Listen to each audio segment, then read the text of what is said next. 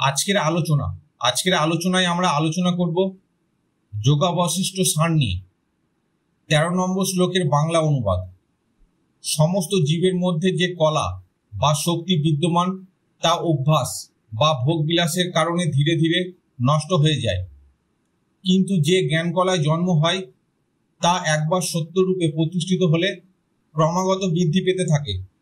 অর্থাৎ পার্থিব বোধের শক্তি ক্ষণস্থায়ী, কিন্তু আত্মজ্ঞান বা সত্যজ্ঞান চিরস্থায়ী এবং তা একবার উপলব্ধ হলে ক্রমাগত গভীরতর হতে থাকে।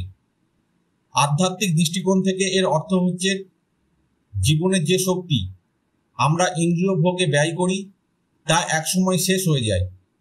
যেমন শরীরের বল, যৌবনের জৌলস, ধনসম্পদ বা ইন্দ্রিয় সুখ, এগুলো সময়ের সাথে নষ্ট হয়, কিন্তু জ্ঞান যে আত্মার সঙ্গে যুক্ত তা ধ্বংস হয় না, বরং একবার গভীর অন্তরে সত্য উপলব্ধি জন্ম নেয়, তবে তা দিন দিন প্রসারিত হয়, আত্মাকে আরো শুদ্ধ ও আলোকিত করে তোলে।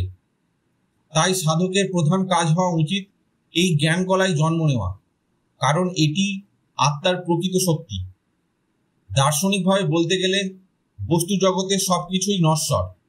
ইন্দ্রিয় ভোগের আনন্দ ক্ষণস্থায়ী, তার জন্য অসীম পরিশ্রম করলেও শেষমেশ তা ক্ষয় হয় না।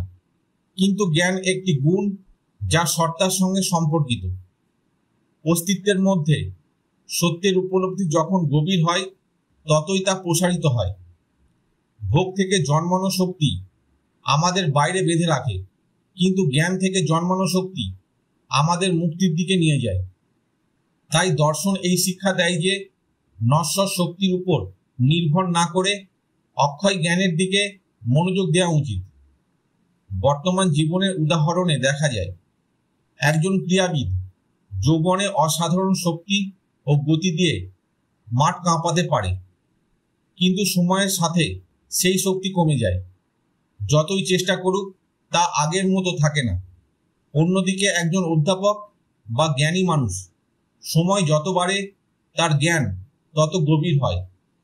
60-70 বছর বয়সও তিনি নতুন প্রজন্মকে আলোকিত করতে পারেন, কারণ তার জ্ঞান অভিজ্ঞতার সাথে বৃদ্ধি পায়। এখানেই ভোগের শক্তি আর জ্ঞানের শক্তির পার্থক্য। ভোগ ক্ষয় আনে, জ্ঞান বৃদ্ধি আনে। 14 নম্বর শ্লোকের বাংলা অনুবাদ। যেমন নিজের গলায় থাকা বস্তু ভুলবশত না পাওয়া যায় এবং পরে ভ্রম মোচনের পর তা পাওয়া যায়, তেমনি আত্মারও গুরু বাক্যের মধ্যে ভ্রম শেষ হলে উপলব্ধ হয়। আধ্যাত্মিক বিশ্লেষণ। এই শ্লোকটি বোঝাতে চাইছে যে আত্মা আমাদের বাইরে কিছু নয়, এটি আমাদের ভেতরেই বর্তমান, কিন্তু অজ্ঞতা ও ভ্রমের কারণে আমরা তা চিনতে পারি না। যেমন কেউ নিজের গলার হার পরে থেকেও সর্বত্র খুঁজে বেড়ায়, ঠিক তেমনি আত্মা আমাদের অন্তরে অবস্থান করছে, অথচ আমরা তা বাহিরে খুঁজে বেড়াই। যখন গুরুর উপদেশ, সাধনা ও জ্ঞানের আলো আমাদের ভ্রম দূর করে, তখন হঠাৎই বুঝতে পারি যে আত্মা সবসময় আমাদের সঙ্গেই ছিল। এখানে গুরু হচ্ছেন সেই আলোকবর্তিতা, যিনি আমাদের অন্তরের সত্যটিকে উপলব্ধি করাতে সাহায্য করে। দার্শনিক বিশ্লেষণ। এই শ্লোকের দার্শনিক তাৎপর্য হল, অজ্ঞতা বা অবিদ্যা আমাদের প্রকৃত স্বরূপ আড়াল করে রাখে। আত্মা সর্বদা সত্তা, চেতনা ও আনন্দরূপে বিরাজমান, তবুও আমরা দেহ, মন ও ইন্দ্রিয় কেন্দ্রিক ভ্রান্তিতে পড়ে যাই এবং আত্মাকে আলাদা কিছু বলে মনে করি। গুরু বাক্যের মর্মার্থ গ্রহণের মাধ্যমে সেই ভ্রম কেটে যায়। এখানে আত্মাকে খোঁজার প্রক্রিয়াটি কোনো নতুন কিছু পাওয়া নয়, বরং ইতিমধ্যে যা আমাদের মধ্যে আছে তার সত্য উপলব্ধি। এই দর্শন বলে দেয় যে জ্ঞান আসলে স্মরণ। অজ্ঞতার কুয়াশা সরে গেলে আমাদের আসল সত্তা প্রকাশিত হয়। বর্তমান জীবনের উদাহরণ।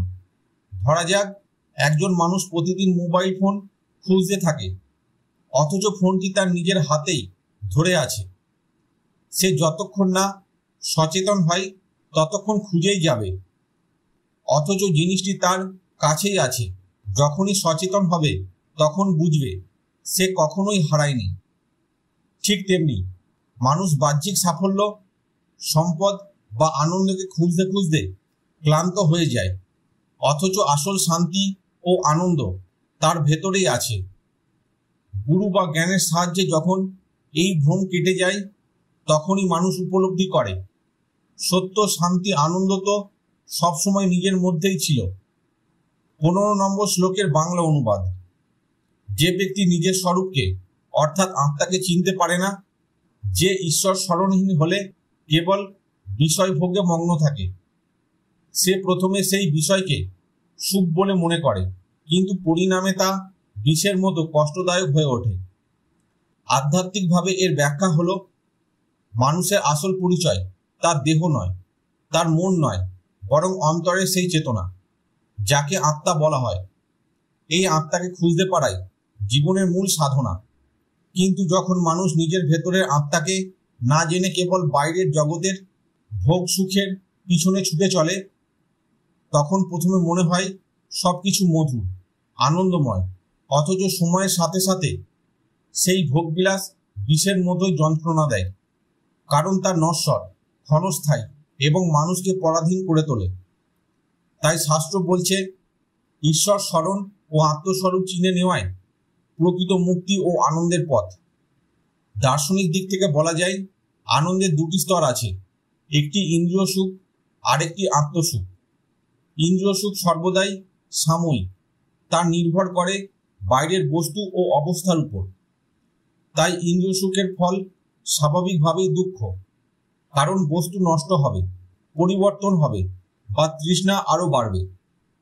কিন্তু আত্মসুখ হচ্ছে চিরন্তন, কারণ তা আমাদের অস্তিত্বের সঙ্গে যুক্ত। যে ব্যক্তি এই সত্য বোঝে না, সে বারবার ভোগবিলাসের মধ্যে দিয়ে দুঃখকেই আমন্ত্রণ জানায়। যেমন বিশেষ স্বাদ হয়তো প্রথমে মিষ্টি হতে পারে, কিন্তু শেষে মৃত্যু ডেকে আনে, তেমনি বিষয় ভোগের ফলও একসময় দুঃখময় হয়ে ওঠে। বর্তমান জীবনের উদাহরণ হিসেবে ধরা যাক, আজকের ভোগবাদী সমাজে মানুষ অনেকেই ভাবে, যদি বড় গাড়ি থাকে, বিলাসবহুল বাড়ি থাকে, দামি জিনিস থাকে, তবে জীবনে সুখ আসবে। শুরুতে হয়তো তাই মনে হয়, নতুন গাড়ি বা নতুন মোবাইল পাওয়ার পর আনন্দ হয়, কিন্তু কিছুদিনের মধ্যেই সেই আনন্দ ফিকে হয়ে যায়, আবার নতুন কিছুর জন্য তৃষ্ণা জন্মায়। শেষ পর্যন্ত অশান্তি, হিংসা, হতাশা এসে ভর করে। অন্যদিকে যে মানুষ নিজেকে চেনে, ঈশ্বরের উপর নির্ভর করে, তার আনন্দ বাইরের জিনিসে নয়, ভেতরের শান্তিতে থাকে। ফলে বাইরের পরিবর্তনে তার সুখ নষ্ট হয় না। এটাই শাস্ত্রের মূল শিক্ষা।